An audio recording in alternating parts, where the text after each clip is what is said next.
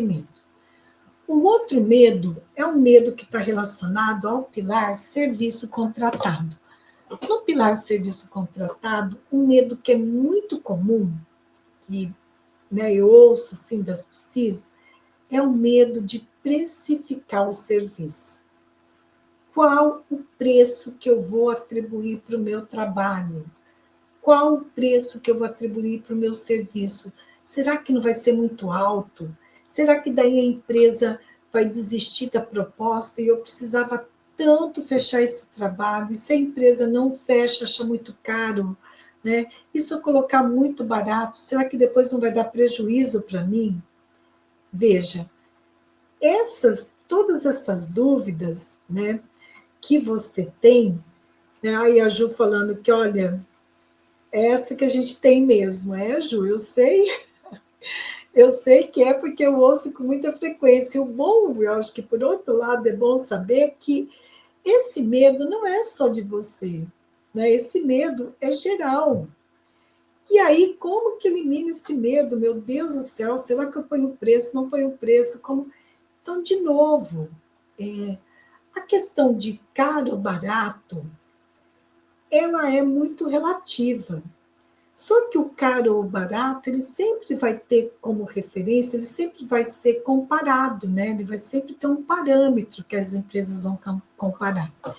Então, é importante, hoje a minha cadeira aqui, eu estou numa posição aqui que está me incomodando, aqui, acho que agora eu consegui me ajeitar melhor aqui. O que é importante que você não perca de vista, né? Que, claro que é importante ter um método para você precificar, né? Um método, ele sempre é importante em todos os processos da consultoria. Por quê? Porque o método te dá um passo a passo, né? O método, ele vai dizer para você, olha, você faz assim, assim e assim, né? Então, o método, ele te dando passo a passo, te dando tudo que você precisa fazer, como fazer, quando fazer, né? Inclusive a precificação, você vai vendo que você tem condições de definir um preço que seja realmente razoável para aquele mercado, para aquele contexto onde você está inserida. E o método, deixa eu ver aqui, tem alguém comentando aqui. A Derlane Falcão está comentando que é verdade, né? Sobre a questão acho que é sobre a questão da precificação, né, Derlane? Então, quando você tem um método de precificação, o seu método para precificar o teu serviço para você poder apresentar para a empresa, ele precisa considerar o teu contexto.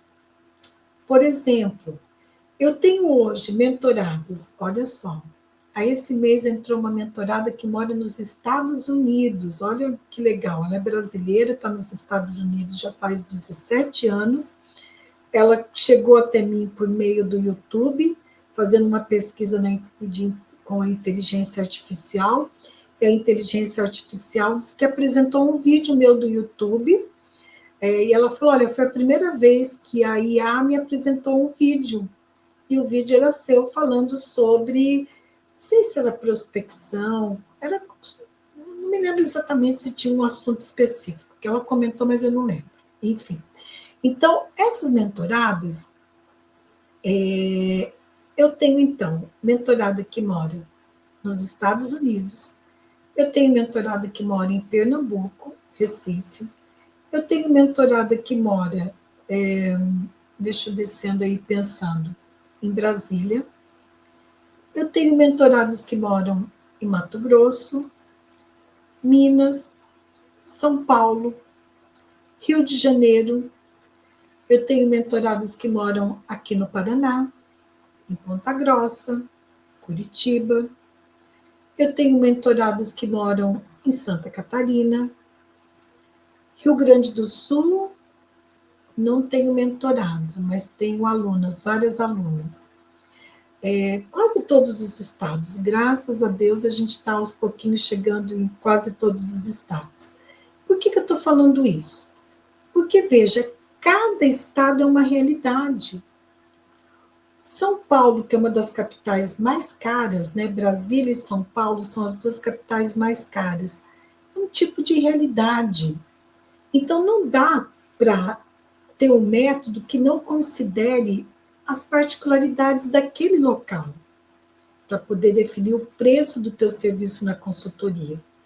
Então, o método, sim, ele precisa definir para você, né, te orientar como que você vai definir o teu preço, mas considerando a tua realidade local.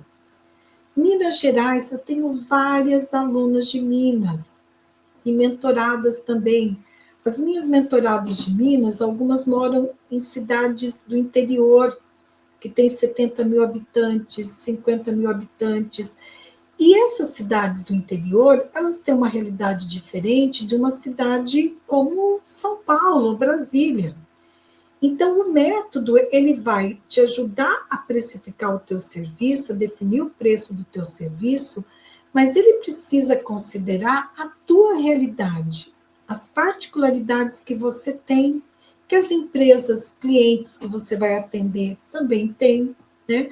Por exemplo, se você está, ok, mora no interior, vai precificar uma proposta para uma empresa. Só que o RH da empresa, o corporativo, né? Olha só, a Ju está em Minas Gerais, tá vendo? A Ju está mostrando que eu não minto, gente. Eu acho que o segundo lugar dos meus alunos e mentoradas são de Minas.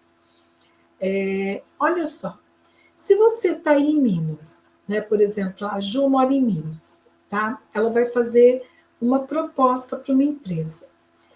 Só que essa proposta que ela vai fazer para a empresa, que está na cidade dela, é uma proposta que a empresa, a sede da empresa, o corporativo, o RH corporativo que vai avaliar essa proposta é em São Paulo. Então, se é em São Paulo, você tem que ter a clareza assim, se você colocar um preço muito abaixo do mercado, né, pensando só na realidade da tua cidade, isso pode ser visto de uma forma até negativa pelo RH corporativo. Mas também, se você colocar um preço que esteja no mesmo patamar de São Paulo, também pode pegar mal. Porque, né, o RH pode falar assim, nossa, ela está no interior lá e está cobrando isso, que é o preço de São Paulo, como assim?